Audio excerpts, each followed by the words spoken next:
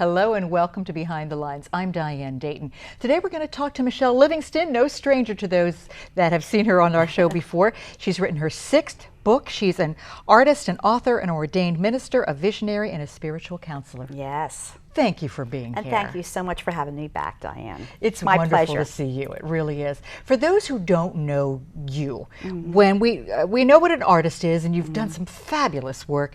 We know what an author is. We know what an ordained minister is. But what really is a visionary spiritual counselor? Spiritual visionary counselor. My great-grandmother in central Pennsylvania was a dunker, which is, they're called the plain people. She had a gift. She was able to see visions around individuals and tell them about themselves. And my mother, it was handed down to my mother, who was a clairvoyant, which means clear seeing.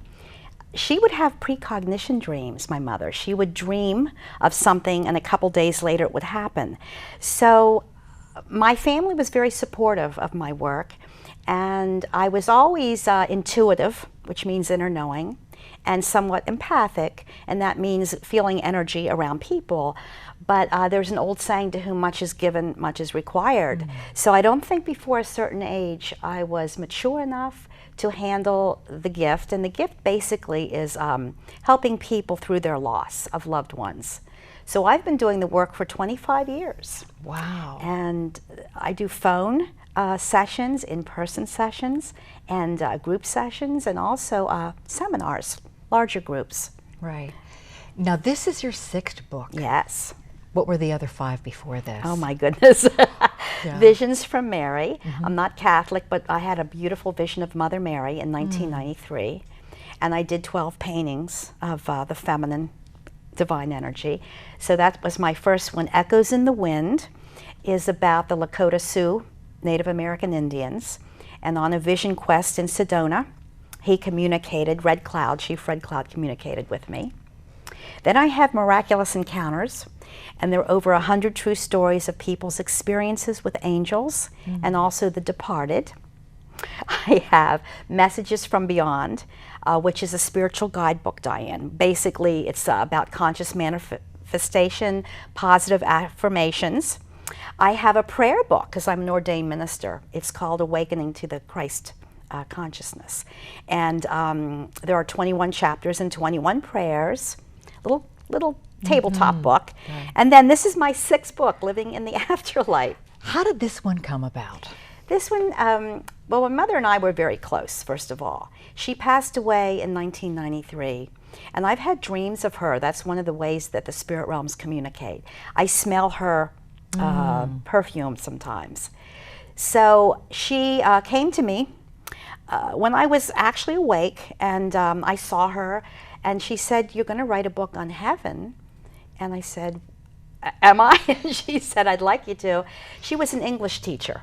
She was a poet, and I thought, well, it's going to be a good book, because if she helps me with it, that's great. So it started 4 years ago, and she told me what it was like to make transition. You've probably heard about the near-death experience. Yes. Someone's on the operating table, and before they know it, they're above looking down at their bodies. Well, that's kind of where it begins and ends for a lot of people. But this book takes us way beyond that, into the light, through the portal or the tunnel, where we have a family reunion, and so on, and it goes on from there.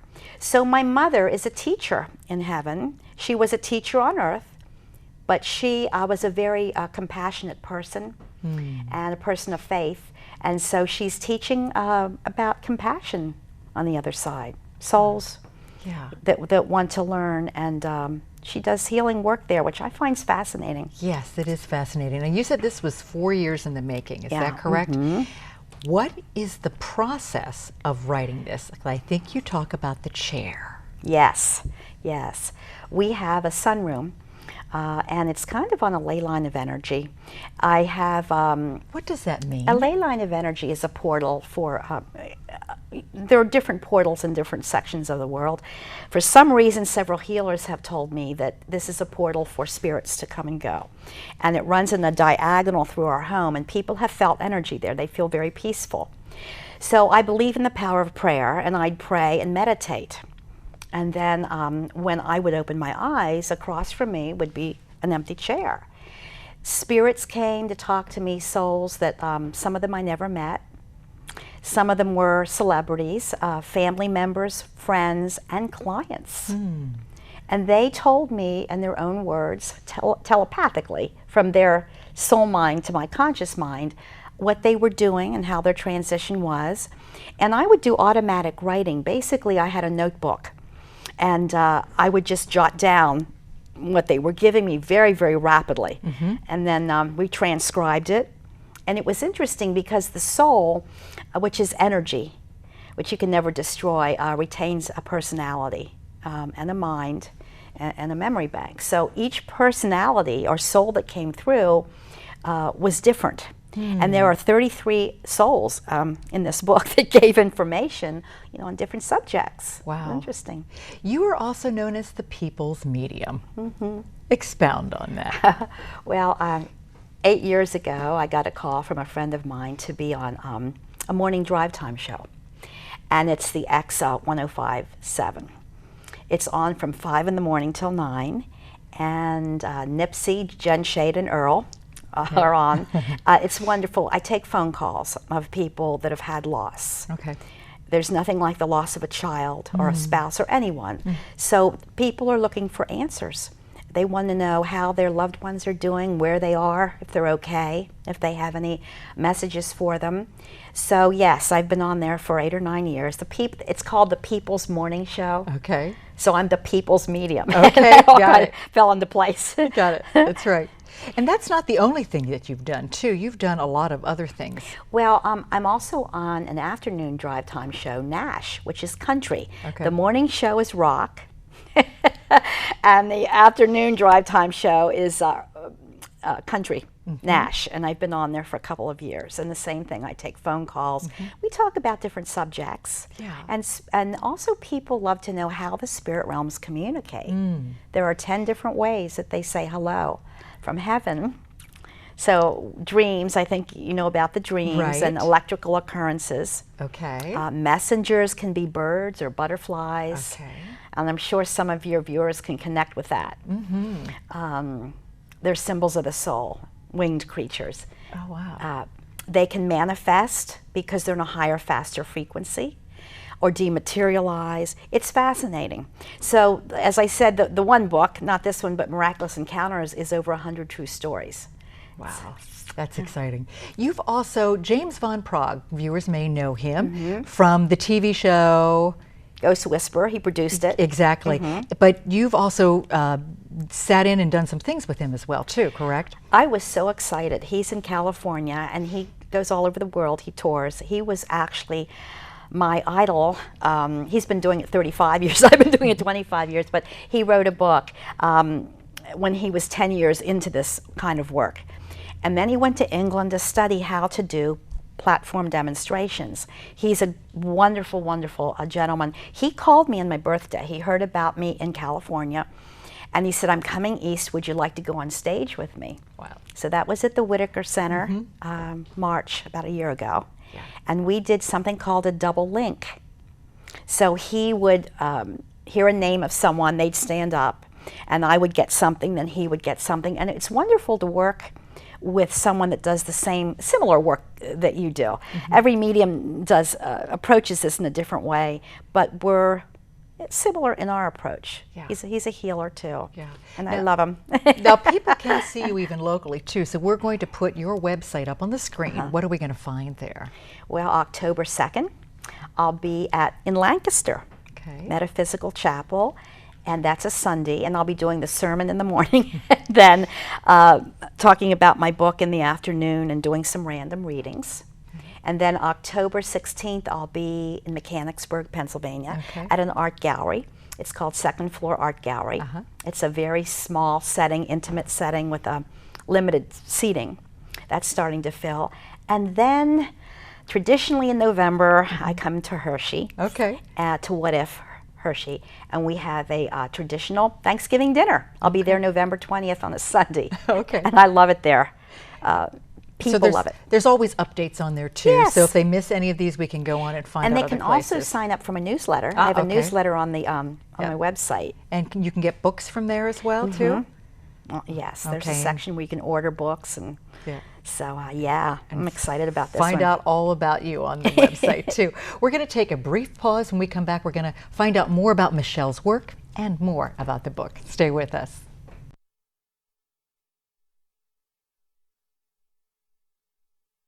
Welcome back to Behind the Lines. We're talking with Michele Livingston, living in the afterlife experiences from the soul place. An author, also an artist, ordained minister, a visionary, and spiritual counselor. So we talked a little bit about your background and what you do too. This book is really a very special book because this gets into A lot of subjects. It's actually food for thought, but as I said earlier, people want to know what happens after we make it to the light. And we all go through a life review.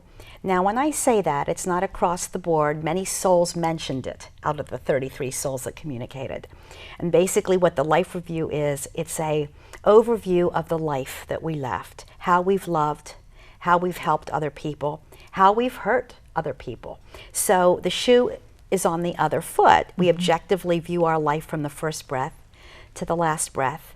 And our angels, our guides, ask us, how have you loved? What did you do with your life? Did you fulfill your soul mission? I think we're all on a soul mission down here on earth. And so the life review is valuable. Then after that, we meet up with our soul groups. Soul groups have known us and loved us, from a previous time, and they welcome us home. That's our true home, is heaven. There was a soul that came through, a celebrity, which I was very surprised when she came through. She was a singer, and she talked about entertainment and music and how she was able, before she incarnated, before she was born, to step into tonal frequencies. So many children that have gifts, whether they're artists or musicians or singers, they've honed that before they incarnated. And she went into great detail about the beautiful colors and the sunbow orbs, and how she's with a soul group of singers. And they do tonal frequency with humming. And it's beautiful. And she said, it sounds kind of funny, but interestingly enough, some souls will watch birds here on Earth and learn how to do runs or the different tones. So that was a fascinating chapter. I have another singer that came through, a dancer, and a comedian. It is. It's interesting. If nothing else, it's entertaining. Yeah. Well, I'm sure it is. I'm sure it is. And there is sense of humor there too, isn't there? Absolutely. Laughter, What you found, yeah. which is good medicine. And I do have a comedian from 1950s that he was funny, and he talked about how laughter brings such joy in heaven, not just here on earth, but good medicine. I think the whole purpose of this book is what, Michele? What do you really want us to get from this? What I feel should happen, people have a fear of the unknown and a fear of death. And so many cling to life because they're afraid to let go. This hopefully will give them another perspective. And they'll think about, well, that's a wonderful thing. I'll meet up with my pets, my loved ones, my ancestors will come in. It's a realm of beauty. It's a realm of love and light. This is a training ground. This earth plane, or we call it the third dimension. And we mentioned the near-death experience. Most people do not want to come back to Earth after they've made it, at least through the tunnel. It's so beautiful. Right. So it will be, as I said, something to think about, something different. And I like the idea that each personality of each soul presented it in a slightly different way. Yeah, right. Let's touch briefly on something that I know is really a topic that we've been talking about a lot. I know we have even on this show. But suicide. Suicide. I've counseled a lot of families whose son overdosed or with suicide, or many different types of suicide. from what I got from a couple souls that came through about the subject is, it's the intention behind the action. Many people think suicide is bad, but there's no condemnation with it. It's a choice. I feel from what they've told me that we soul contract a timeline. And the only downside with suicide is we cut our timeline short a little bit. But God accepts all. And believe it or not, I got that there are also rehab counselor souls that will help a person who's taken their life. Now, if someone took their life, the intention was anger or revenge, it's a different motive than someone that's in pain, or 9/11 with the World Trade Center where they jumped out of windows, you know, or a mother might jump in front of a car to save her child, or a soldier might take a bullet for a friend. Those are all different motives than the negative one. So this is taken into consideration. It's not cut and dry when we get over there. It's what's behind the motivation of the suicide. Okay. Whether it's depression or mental pain or anguish. So that was, and then there was also a celebrity that took his life. I don't mention names. He was funny. He was a comedian and an actor on Earth, and he said he shot straight up to heaven. He didn't go through the tunnel or anything. And his grandmother said, "What are you doing here? You know, you have fans on Earth, and you have people that love you." And he said, "My only regret was my children and my wife." That was his regret. Yeah. But he was ready to get on with things over there. Yeah. Yeah. Interesting. The subject of being comatose. Address that. That's a really interesting subject. A friend of mine who was a psychiatric nurse had surgery and went into a coma. And her daughters called me and said, "Come to the hospital, see if you can derive any information from our mother who's in a coma." And I did. I actually saw her soul above her body, and then when I looked again, her soul was sitting in the chair. And she said, "Tell my girls I have my hair done to go to heaven." But her chapter is one of the longest because she says that we all have free choice. But if you think of it this way, someone that you're keeping artificially alive when their timeline is up is like pushing a baby back into the womb or pushing a butterfly back into the cocoon, because we're all in a timeline. So she told me to tell her daughters to cut the cord, to let her go, because her soul was coming and going. Many times people in comas, because of that state, their soul tends to come and go and travel up and down through the hospital wings and so on. So everyone has an opinion about it. From what I got is, it's okay to release, it's okay to let them go. And that was very interesting. And her daughters were very thankful for that. It took a lot of courage to let them go, cut the cord. Sure. Sure. Once again, this book is available not only on Michele's website, but we're going to put it up on the screen, and you're also going to find out a little bit more about Michele, where she's going to be, and that sort of thing too. It's also available in digital download too, right? And through Amazon or wherever books are sold. That sort of thing. So if it brings someone comfort or hope to know that there's a beautiful world in the next dimension, heaven. So I think what you're doing with all of this, you're helping to bring comfort to people. And I think that's really what you do overall, too. I try, yes. And as far as what came through is there's no fire and brimstone. There are different frequencies, Diane. So someone like Hitler would be in a lower substrata, which those that would have committed heinous crimes or tortured other people, they don't all immediately go to a higher frequency. Some sleep for a while until they're awakened by heavenly volunteers that come down. So people ask, well, why would a murderer, why would Hitler go to the light? Immediately they don't. They have to account for what they've done, and that's the life review. So sometimes they wonder or sleep. And that's very interesting. That was mentioned a couple times about the sub realm. Okay. In putting this book together, the whole process, was it exhausting for you? I had to pace myself. I had to give it a lot of time, copious amounts of time. But you know, it's funny, it wouldn't always be in the sunroom where I'd hear a voice. Okay. It would be when I'm making a cup of tea or doing something else in the house. That's how one of the singers came through. I heard her as plainly as we're talking right now, and I had to grab a pen and paper. We were on vacation in Jamaica, and I got someone that was very well known for reggae that came through, and again, I had to ask a server, quickly give me a napkin, and I sort of jot things down. Right. So it was wonderful for me to get a different perspective from them. It's something that I would not have tried to even write if it wouldn't have been for all this happening. So I think people need this. I do. Yeah. Yeah, there's a real healing message, I think, Yes. from what I've read too. And really, like you were saying, food for thought. Yes, it is. It's really, really what it is too. Yeah. It might be controversial for some. But Yeah, right.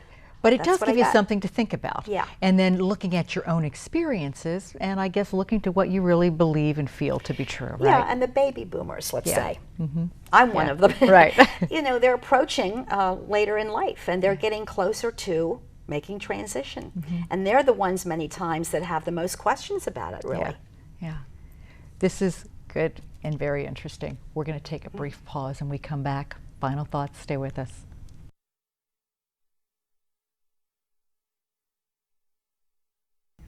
Okay, we're back with a final thought from Michele, living in the afterlife, experiences from the soul place. Yes. What do you want to leave us with? I'd like to leave you with, this is a book for those that fear the unknown, for those that are possibly battling terminal illness and they're afraid. My mother, Dorothy, was down to 80 pounds before she passed, and she physically was trying to cling to life. God bless her. Now she knows how beautiful it is over there. But it's for those that are searching for a new perspective. And there's a lot of stories in here. Yes. And once again, this is Michele's 6th book. She's also an artist and ordained minister. She also is available for talks in different places. Seminars. And phone readings actually throughout the world. Yes. And in-person readings and small group sessions. I love to work with families. Yeah. And we can also then hear you on the radio as well, too. Yes. Yeah. And I have a fan page. It's the People's Medium. One of the people on my fan page, she said she gave the book to her 80-year-old father. Okay, yeah. And he loved it. Yeah. Well, there you He's go. terminal, and so that made me feel good that he got something out All of right. it. Well, thank you so much. Thank I think we you. got something out of this today, too. Thank you. Thank you for joining us today, too. I'm Diane Dayton with Behind the Lines. And remember, keep looking behind the lines. You might be surprised what you find.